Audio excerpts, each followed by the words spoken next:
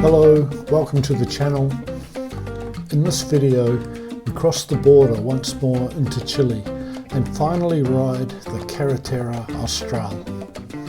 We left Perito Moreno on a fine morning at 10 AM and enjoyed views across Lago Buenos Aires before reaching the town of Los Antiguos and shortly after the Argentina border post. We cleared that quickly, but on the Chile side they made us take off all the bags for scanning. The only time we encountered this out of the 11 border crossings we did on the whole trip. We stopped for lunch in the lakeside town of Chile Chico.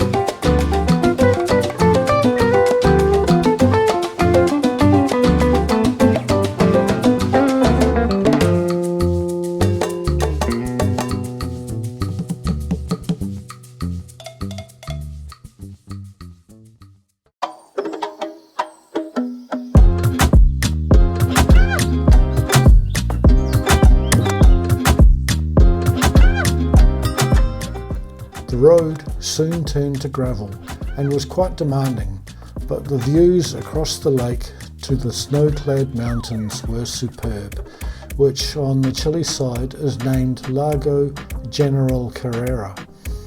The lake has a surface area of 1,850 square kilometres and a depth of 586 metres at the Chile end. It is fed by glaciers and drains to the west and the Pacific Ocean via the Rio Baker.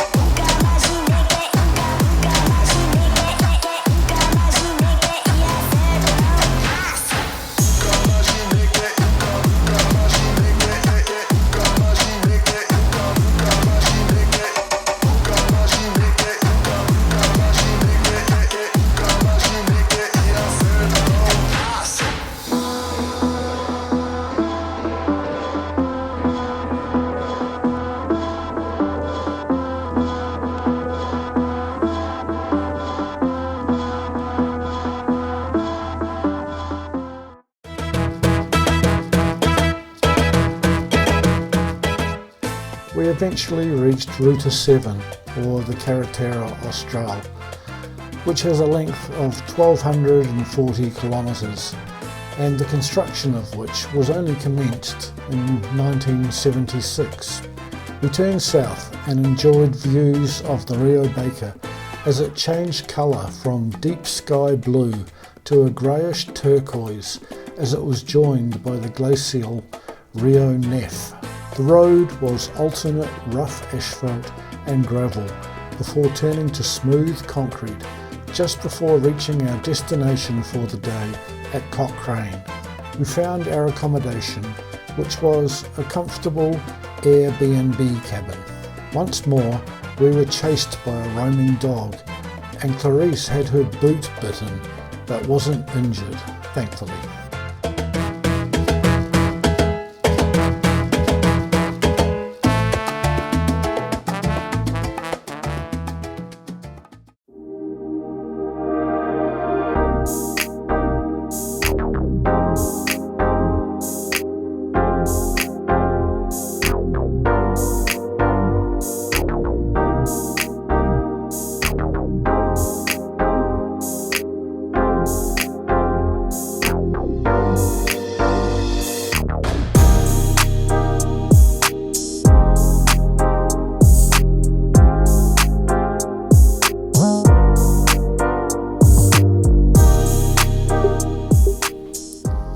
The next day we headed north again. We were running out of time. We had to be in Santiago in 9 days for crucial bike maintenance, and I also had a looming dental appointment back in Curitiba, so we opted not to go to Villa O'Higgins and the end of the road, or to the pretty coastal town of Tortel at the mouth of the Rio Baker. We stopped to fly the drone above a spectacular gorge section of the Rio Baker, and then again at the confluence of the Baker and Nef.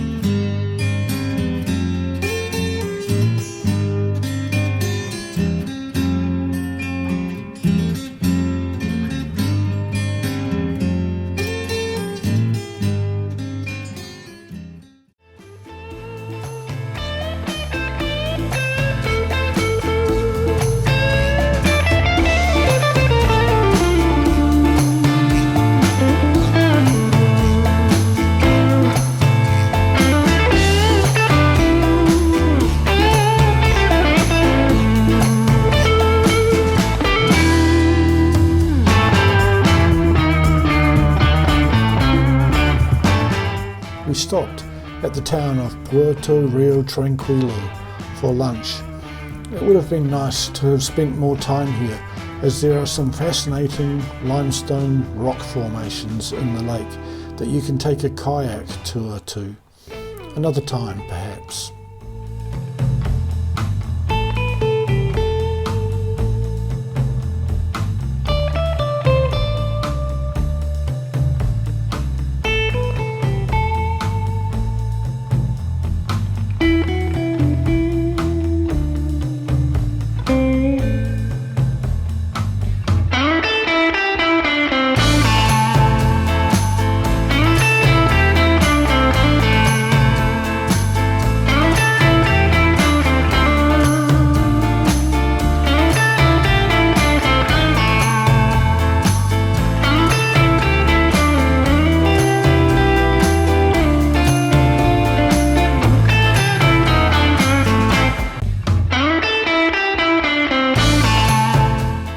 We carried on with the road sometimes presenting us with good gravel, always fantastic scenery, one section of roadworks that was like riding on a combination of golf and cricket balls. We stayed upright, but at one stage we were close to a crash as the front wheel went into a slide. We passed a group on the side of the road. It looked like someone had fallen, but it was all under control, so we carried on.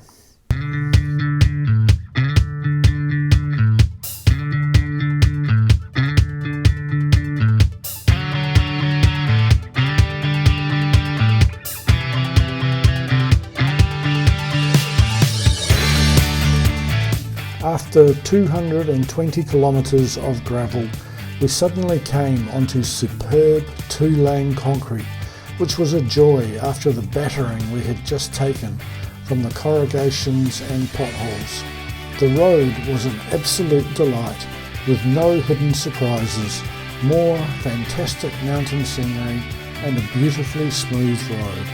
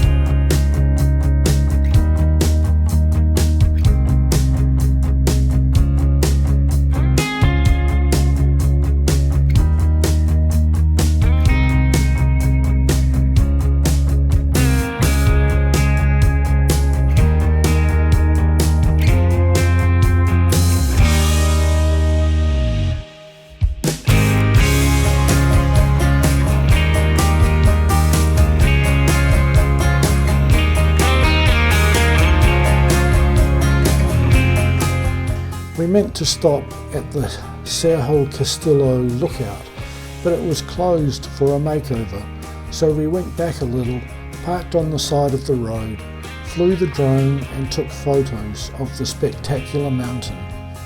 Cerro Castillo is 2,675 metres above sea level, and its name translates as castle, as it has many needle-shaped turrets on its flanks.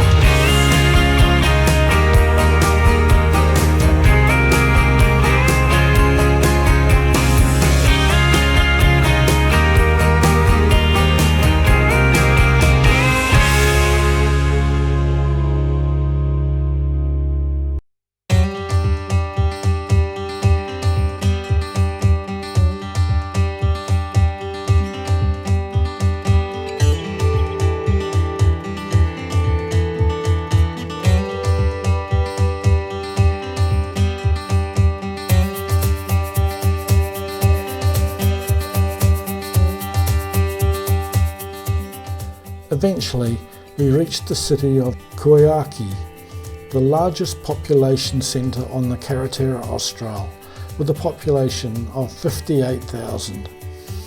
It lies on the eastern side of the Andes, at a height of 310 metres, at the confluence of the Simpson and Coyhaique rivers. I gave the bike a washdown at the hotel before we walked up the street and sat outside for dinner. I can't remember what we had. All those sorts of details were on the camera that was later stolen at Linares. I guess we'll just have to come back and repeat the trip again someday and record some new memories. That's it for this video. See you in the next one, where we see a hanging glacier and I go rafting on the fantastic Futaleufu River.